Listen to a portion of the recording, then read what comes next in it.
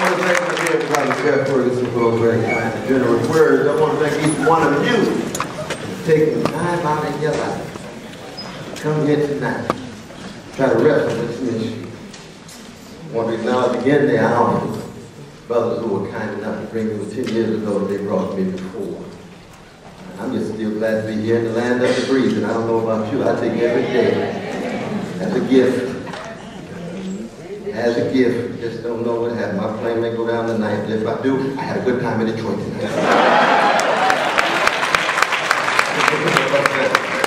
No doubt about that, but I do want to acknowledge my dear sister Tina Sebastian Griffin. Where is she? Where is she? She's one of the co-directors.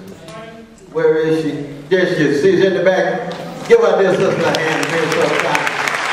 Give our dear sister a hand.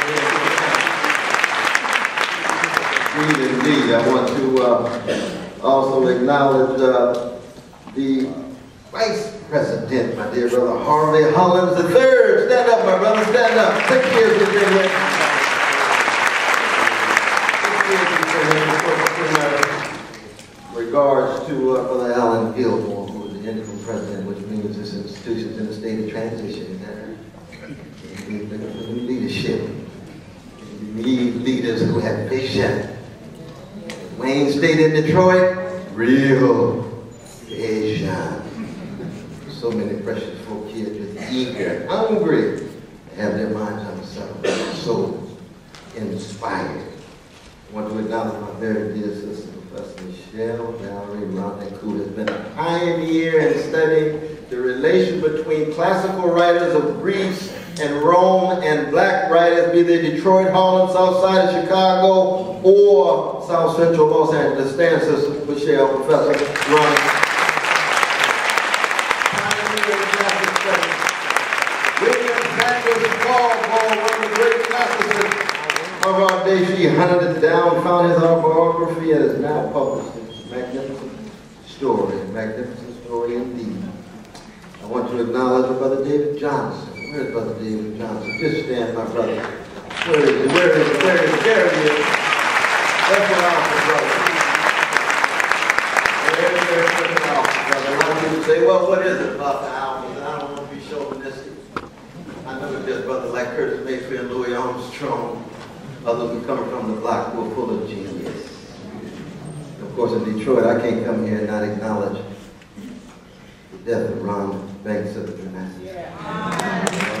Love that brother. Never forget the Dramatics. When you have Martin Luther King Jr., W.B. Du Bois, Paul Rose, Jesse Owens, Duke Ellington, Adam Clayton Powell III, John Hope Franklin, all in one fraternity. Countries don't have that high quality of manhood and leadership. That's why I am glad. I didn't say proud, I'm a Christian, so I'm suspicious of pride. But I'm glad to be an alpha. Let's give the alpha a hand. Service. That's what alphas are about. Serving others. Beginning with the 25th chapter of Matthew, the least of these.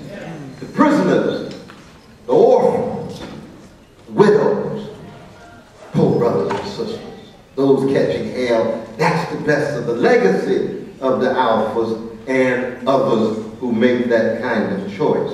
I want to acknowledge a wonderful couple whose son teaches at Harvard, the Diamond couple. Would you all please stand up? Brother Professor John Diamond at Harvard, there. Mother and father, let's acknowledge them.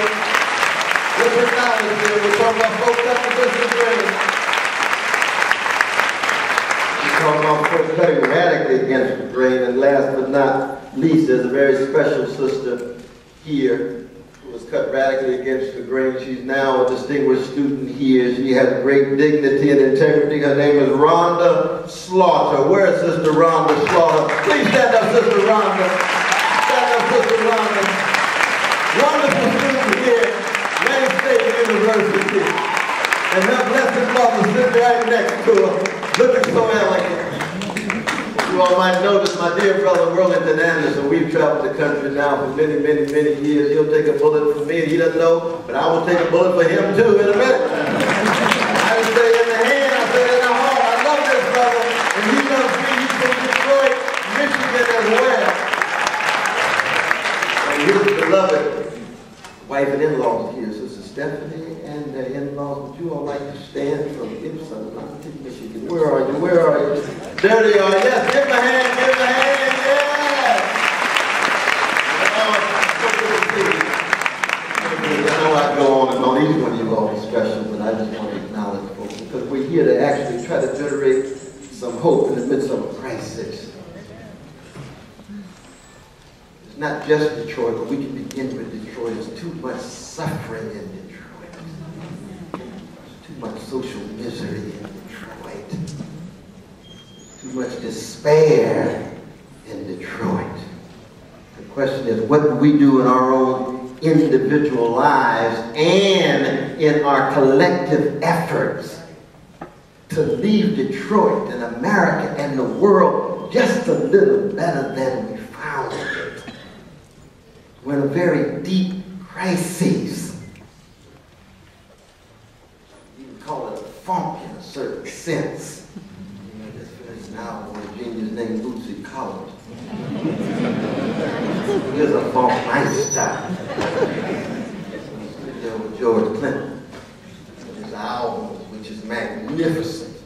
But it's really about how do you take seriously that which is hidden beneath the surface so that you acknowledge your quest for truth, acknowledging that the condition of truth is to allow suffering to speak, but you have to cast a limelight on the suffering. And so much of the problem in the history of this nation is that we have lived in a state of denial when it comes to the suffering of other people, especially poor and working people, especially black and brown and red and yellow people, and poor white brothers and sisters too. So the first thing I want to do is acknowledge the degree to which we all have to take seriously what we could call a Socratic imperative, echoes of line 38a of Plato's Apology. The unexamined life is not worth Malcolm X adds, the examined life is painful. Who has the courage to think critically for themselves and come to terms with the suffering inside of our own souls and the sufferings in our hoods and hyper ghettos and proletarian neighborhoods, and yes, even in some upper middle class, disproportionately vanilla suburbs. And it's a challenge. It's a deep challenge. Butler Yeats, probably the finest poet in English language, used to say it takes more courage to examine the dark corner of your own soul than it does for a soldier to fight on the battlefield.